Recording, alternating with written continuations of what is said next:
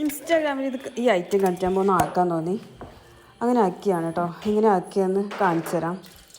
ആദ്യം തന്നെ കുറച്ച് എണ്ണയിൽ വെളുത്തുള്ളി കുറച്ച് നന്നായിട്ടൊന്ന് വഴറ്റിയെടുക്കണം.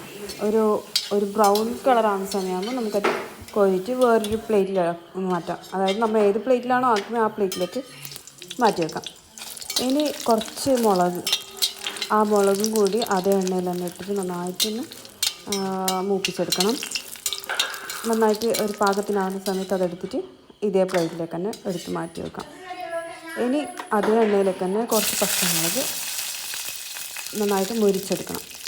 നന്നായിട്ടൊരു ക്രിസ്പി ഒരു ഇതാകുന്ന സമയത്ത് നമുക്കത് എടുത്തിട്ട് നേരത്തെ വെച്ച ഉണ്ടല്ലോ കൂട്ട് അതിനകത്ത് തന്നെ ഇടാം. ഇനി അതേ എണ്ണയിലേക്ക് തന്നെ കുറച്ച് സവാള നേർക്കെ അരിഞ്ഞ സവാള നന്നായിട്ടൊന്ന് മൂപ്പിച്ചെടുക്കണം. ഒരു ബ്രൗൺ കളറാകുന്ന സമയമാകുമ്പോൾ നമുക്കത് എടുത്ത് മാറ്റി നേരത്തെ വെച്ച ഇതുണ്ടല്ലോ ഐറ്റംസ് എല്ലാം വെച്ച അതിലേക്ക് തന്നെ ഇട്ട് കൊടുക്കാം.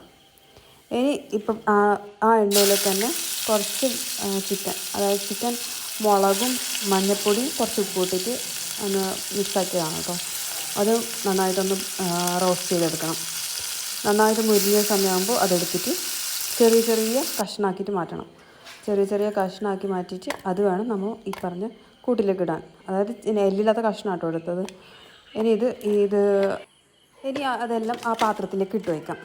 എല്ലാം ഒന്നിച്ചാക്കിയതിന് ശേഷം അതിലേക്ക് കുറച്ച് മല്ലിയില ഇടാം. കുറച്ച് വിനാഗിരി ഒഴിക്കാം, ഒരു സ്പൂണ്. ഇനി അതിലേക്ക് കുറച്ച് ഉപ്പിടാം ആവശ്യത്തിന്. എന്നിട്ട് എല്ലാം കൂടി നന്നായിട്ട് കൈ കൊണ്ട് നല്ലമായി തിരുമ്പിയെടുക്കണം. നന്നായിട്ട് കൈ കൊണ്ട് തന്നെ ഉടച്ച് അങ്ങനെ ഉടക്കുന്ന സമയത്ത് തന്നെ നല്ലൊരു മണം വരാൻ തുടങ്ങും. നിങ്ങൾ നാക്കി നോക്ക്.